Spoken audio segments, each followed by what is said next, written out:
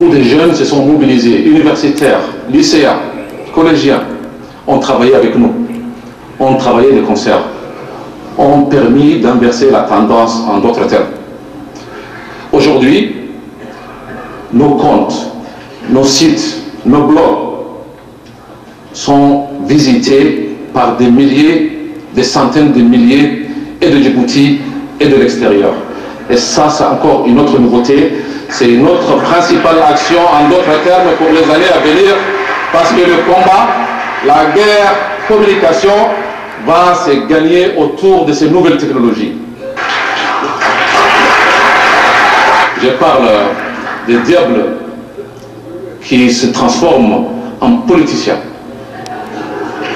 C'est eux qui vont nous mener la vie plus difficile, vous avez vu, parce qu'ils ont pensé que le printemps arabe avait peut-être une continuité sur Djibouti. On a dit non, Djibouti c'est Djibouti. On a vu par ailleurs les conséquences du printemps arabe. Mais le printemps arabe, on sait, ça vient d'une crise sociale, ça vient d'une crise de l'emploi. Une question concerne un projet de loi relatif à la cybersécurité et à la lutte contre la cybercriminalité. Avec le développement de multiples réseaux interconnectés dans une société décrite comme étant celle de l'information, des enjeux stratégiques ont fait irruption, en même temps qu'un nouveau phénomène criminel dénommé cybercriminalité, caractérisé par sa transnationalité, son immatérialité, sa volatilité et l'anonymat de ses acteurs.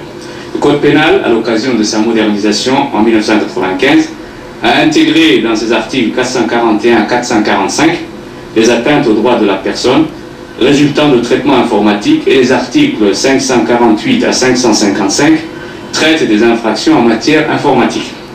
Mais face à la complexité du phénomène Internet et pour renforcer la lutte contre la cybercriminalité, de nouvelles mesures législatives sont nécessaires pour les crimes et délits commis via